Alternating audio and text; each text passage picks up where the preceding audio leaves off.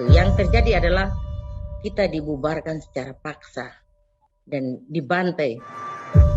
Ada 8 orang yang tewas dan juga ada 150 orang ditangkap.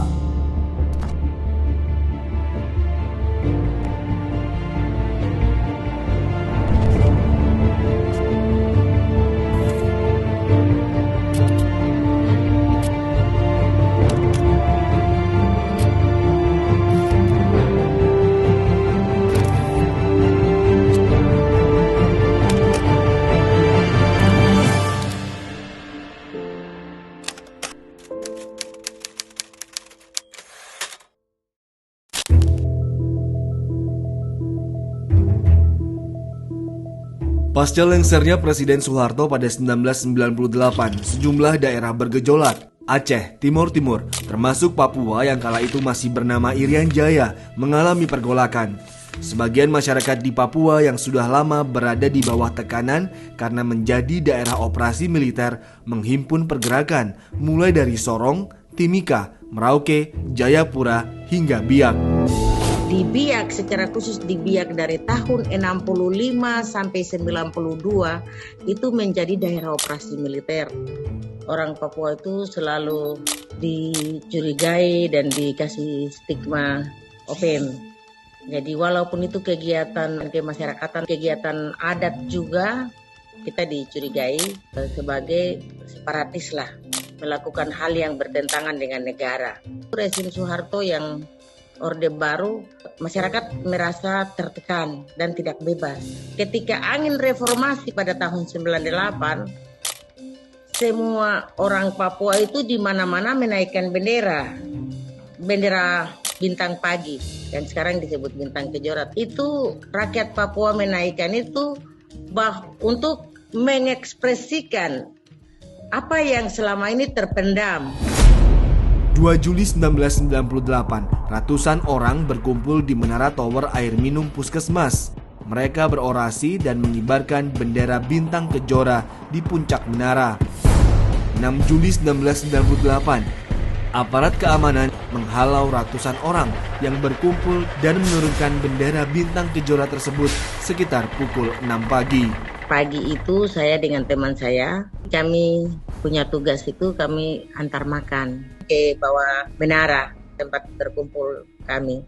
Saya sampaikan sama saya punya teman, Kunili, ini saya rasa sepertinya ada sesuatu, rasa merinding kan, macam ada sesuatu di sekitar kita.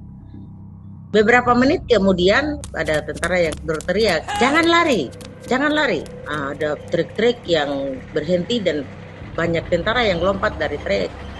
Ada anggota tentara yang langsung tendang jatuh. Ketika saya jatuh, saya diseret di jalan dan mulai berteriak minta tolong. Ada tentara yang tendang saya dan dia suruh lari supaya selamat. Ketika kami lari, dia tempat menembak ke arah kami.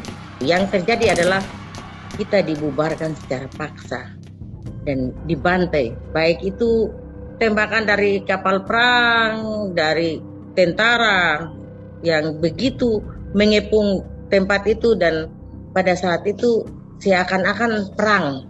Yang mereka hadapi itu semua kami yang di bawah Menara Tower itu tidak bersenjata. Kami tangan kosong saja. Cukup satu orang saja pegang satu senjata saja mungkin bisa bunuh kami mati semua. Kenapa? Seakan-akan kami ini musuh mereka. Bukan saja mendengar suara tembakan, tapi melihat langsung tembakannya ke arah manusia. Dan itu membuat kami sungguh ketakutan luar biasa.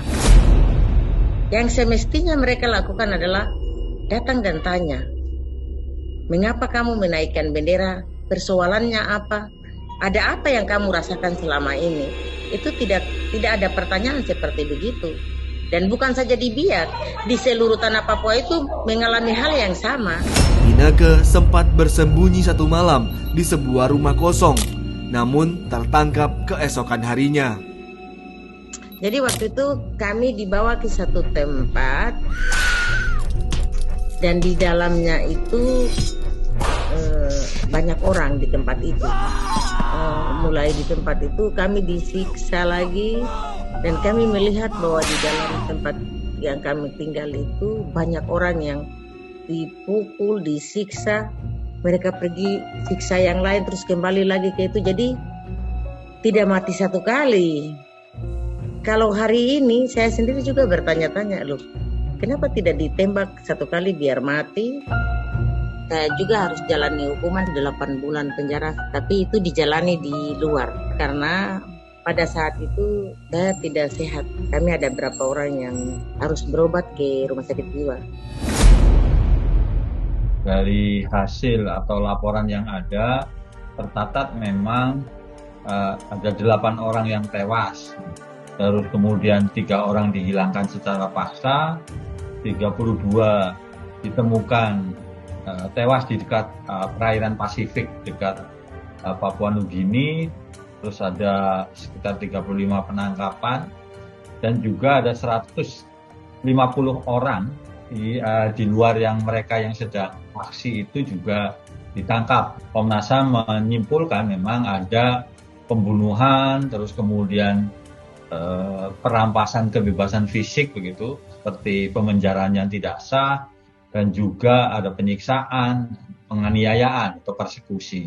Dan memang rekomendasinya kasus biak berdarah angkat lah ya, diharapkan bisa diteruskan untuk penyelidikan dugaan pelanggaran HAM yang berat.